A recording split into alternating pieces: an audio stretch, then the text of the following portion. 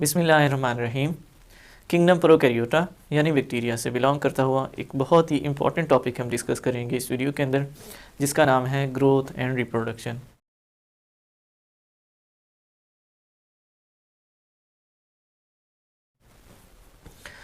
Growth का मतलब होता है इंक्रीज इन साइज़ में इजाफा होना, जबकि रिप्रोडक्शन का मतलब होता है नई जनरेशन प्रोड्यूस करना, अपने जैसे जानदार पैदा करना।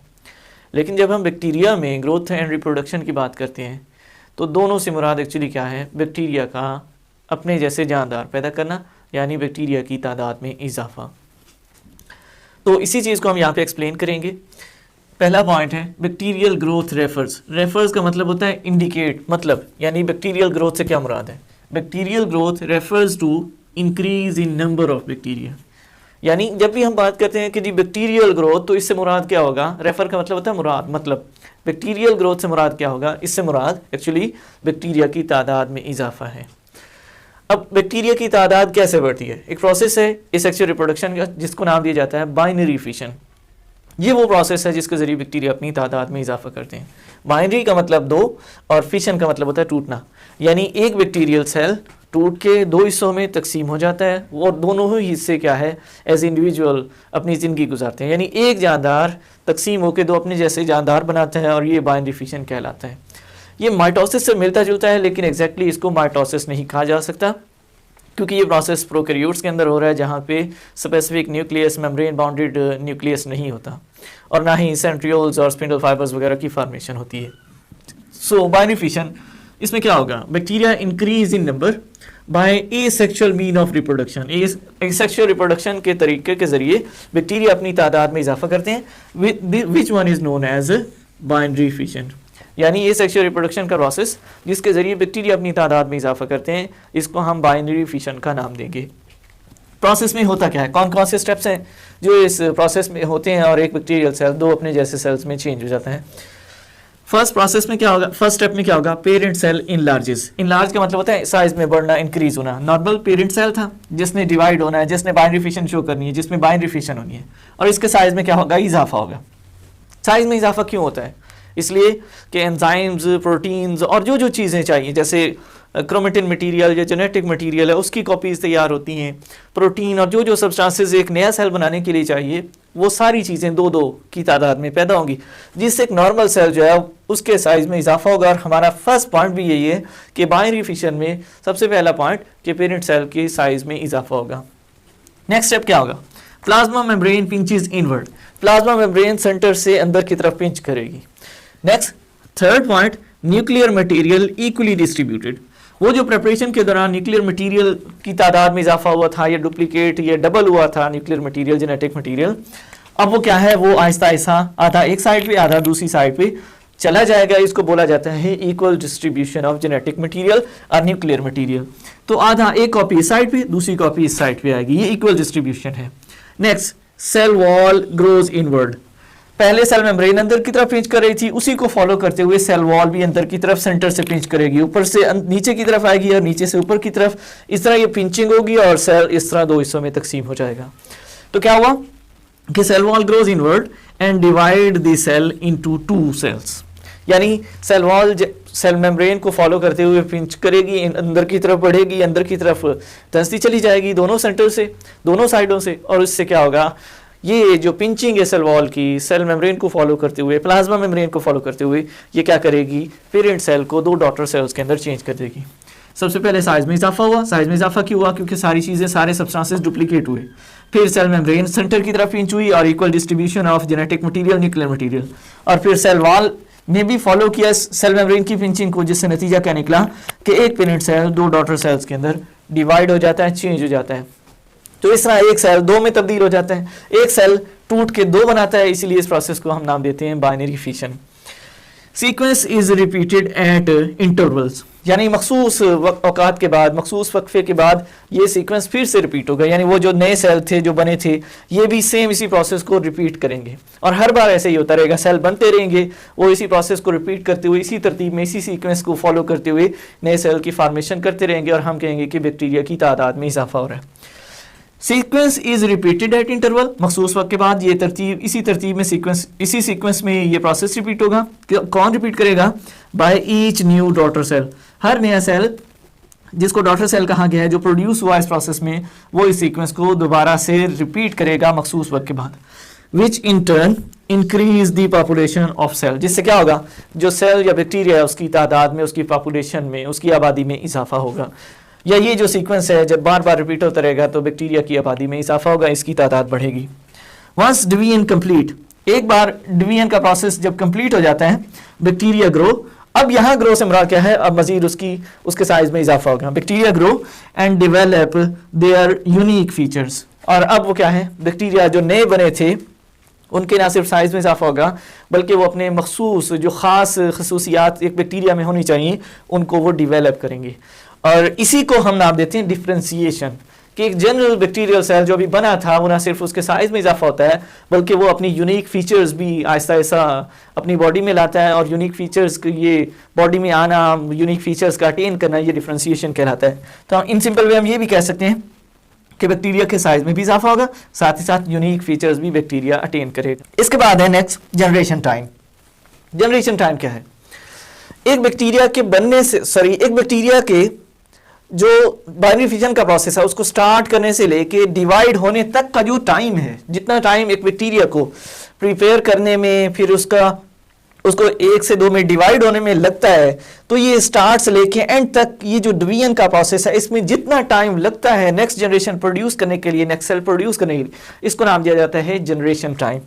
यहाँ भी जनरेशन टाइम को डिफाइन किया गया इंटरवल ऑफ टाइम, यानी वो मखसूस वक्फा या वक्त until the completion of next division, यानी एक डिवीजन हुई उसमें जो सेल बने वो सेल सेम सीक्वेंस में सेम प्रोसेस को दोबारा रिपीट करेंगे, और इनके बनने से लेके नेक्स्ट इनके डिवाइड होने तक का जो टाइम इंटरवल होगा, जो वक्त का मखसूस हिस्सा होगा, वक्फा होगा, उस दौरानिए को, उस वक्त को जनरेशन टाइम का नाम दिया जाता है। इन सिंपल वे हम ये कह सकते हैं कि एक सेल, एक बैक्टीरियल सेल के बनने से लेके उसके प्रिपेयर होने, उसके मैच्योर होने, फिर उसके प्रिपेयर होके नेक्स्ट डिवाइड होने तक का जो प्रोसेस, जो टाइम होगा, उसको हम जनरेशन टाइम का नाम देते हैं। और ये जो नॉर्मल जनरेशन टाइम, एवरेज जो जनरेशन टाइम है बैक्टीरिया के अंदर, वो 20 मिनट होता है। So interval of time until completion of next division is known as generation time, यानी एक बैक्टीरिया के बनने से लेके नेक्स्ट डिवाइड होने तक का जो टाइम होगा वो जनरेशन टाइम कहलाता है। और ये जनरेशन टाइम कितना है? ये 20 मिनट है।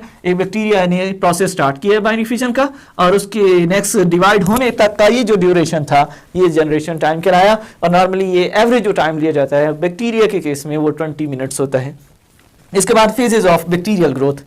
बैक्टीरिया की जो ग्रोथ है, एक स्पेसिफिक एनवायरनमेंट में अगर बैक्टीरिया मौजूद है तो वहाँ पे बैक्टीरिया की जो तादाद में इजाफा है वो 4 स्टेप्स में, 4 फेजेस में मुकम्मल होती है।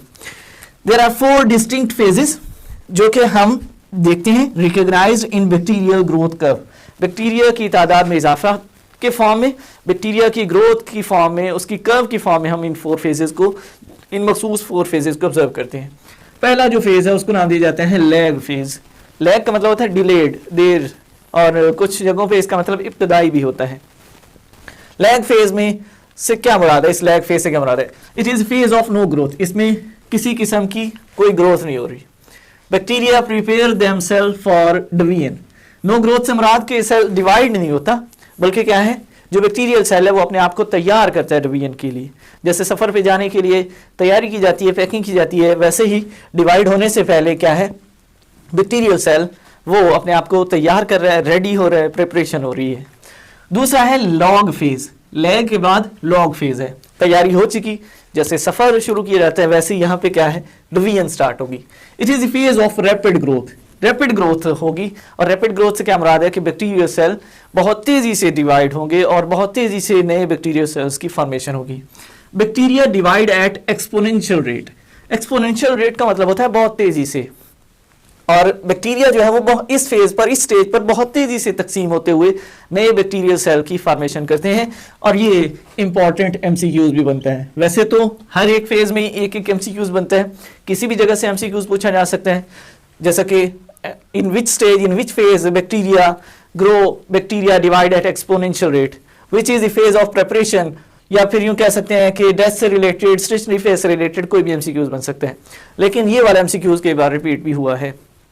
नेक्स्ट, अच्छा पहले में तैयारी की, दूसरे में तेजी से डिवाइड होना शुरू हुए। तीसरा है स्टेशनरी फेज। स्टेशनरी का मतलब होता है रुके होना, साकिन। और इस फेज में क्या होता है, bacterial death rate is equal to bacterial reproduction and multiplication, यानी जिस तादाद से बैक्टीरिया नए पैदा हो रहे होते हैं सेम उसी तादाद में क्या है बैक्टीरिया की डेथ भी हो रही होती है। नए जितने बन रहे होते हैं उतने ही की डेथ हो रही होती है, इसलिए एक नंबर स्टेबल अवेलेबल होगा, एक स्टेबल नंबर अवेलेबल होगा बैक्टीरिया, यानी बैक्टीरिया की एक खास तादाद ही रहेगी, ना उससे कम होगी ना ज्यादा होगी, जितने बन रहे हैं उतने ही डेथ हो रही होगी। तो एक स्टेशनरी फेज की फॉर्म में हम इस स्टेज को ऑब्जर्व करते हैं। और फोर्थ लास्ट फेज डेथ और डिक्लाइन फेज है। बैक्टीरिया स्टार्ट डाइंग, ये वो फेज है जिसमें बैक्टीरिया की तादाद बहुत तेजी से कम होना शुरू हो जाती है। इसकी वजह से, तादाद के कम होने की वजह से, क्योंकि उनकी डेथ हो रही होती है, तादाद कम हो रही होती है, इस वजह से इसको डेथ या डिक्लाइन फेज कहते हैं। और बैक्टीरिया क्या है, मरना शुरू हो जाते हैं। Here the death rate is more than reproduction rate, यानी जो डेथ या डिक्लाइन है, जो तादाद में कमी है, या यूँ कहने कि जो बैक्टीरिया की डेथ है वो ज़्यादा होती है बनिस्बत के बैक्टीरिया की फार्मेशन के, यानी बैक्टीरिया नए जो है वो बहुत कम बन रहे होते हैं, बल्कि क्या है बैक्टीरिया ज़्यादा मर रहे होते हैं, उनकी डेथ ज़्यादा हो रही होती है, जिससे उनकी तादाद में कमी आ रही होती है। जी, तो हम ये सारा प्रोसेस यहाँ पे दोबारा एक बार इसके ओवरव्यू के तौर पे इसको देखेंगे। हमने एक पेट्री डिश ली और पेट्री डिश में बैक्टीरिया को जो जो खुराक चाहिए थी वो हमने रखी, साथ में बैक्टीरिया रख दिए। बैक्टीरिया पहले अपने आप को रेडी करेंगे, ये पहली स्टेज है, पहला फेज होगा जिसको हम लैग फेज कह रहे हैं।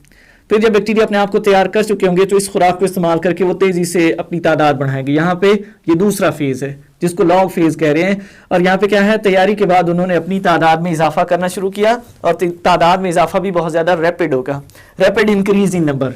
लेकिन साथ ही साथ क्या होगा, खुराक में कमी आना शुरू हो जाएगी, क्योंकि यहाँ पे खुराक ज्यादा थी, तादाद बहुत कम थी बैक्टीरिया की, क्योंकि वो अपने आप को प्रिपेयर कर रहे थे। फर्स्ट फेज था। सेकंड फेज में क्या है, वो जब डिवाइड होना स्टार्ट होंगे तो डेफिनेटली वो तादाद में बढ़ रहे हैं, वो क्या है न्यूट्रिएंट्स या खुराक को इस्तेमाल करेंगे। इस्तेमाल करते हुए क्या है खुराक में कमी आएगी, तो क्या होगा, तेजी से एक तरफ उनकी तादाद बढ़ेगी, दूसरी तरफ खुराक में कमी आएगी। थर्ड फेज जिसको हम स्टेशनरी फेज कह रहे हैं, यहाँ पे क्या होगा, खुराक और ज्यादा कम हो गई है, कम होने की वजह से सब बैक्टीरिया को फूड या खुराक नहीं मिल सकेगी, जिस वजह से कुछ मरेंगे, तो साथ ही साथ क्या है कुछ नए पैदा भी हो रहे होंगे, जिससे क्या है एक मखसूस तादाद बैक्टीरिया की हमें अवेलेबल होगी पेट्री डिश के अंदर। मरेंगे भी सही, साथ में नए भी बनेंगे।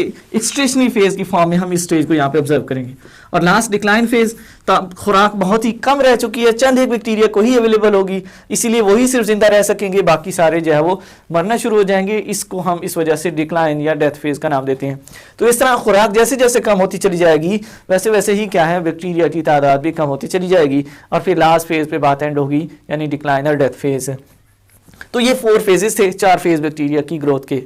इसके बाद है कंजुगेशन, और ये अगर हम लैब के अंदर ऑब्जर्व कर रहे हैं तो इट मीन कि किसी भी लिमिटेड एनवायरनमेंट में अगर हम देखें तो वहाँ पे भी बैक्टीरिया सेम इसी प्रोसेस से गुजरते हैं, यही प्रोसेस फॉलो किया जाएगा, इसी तरीके से ही वो ग्रोथ कर्व शो करेंगे, क्योंकि वहाँ पे भी खुराक लिमिटेड फॉर्म में होगी, जैसे जैसे यूज़ होती चली जाएगी कम होती चली जाएगी, और तादाद में भी वैसे ही एक इजाफे के बाद कमी आना शुरू हो जाएगी। कंजुगेशन है, कंजुगेशन का मतलब होता है मिलना।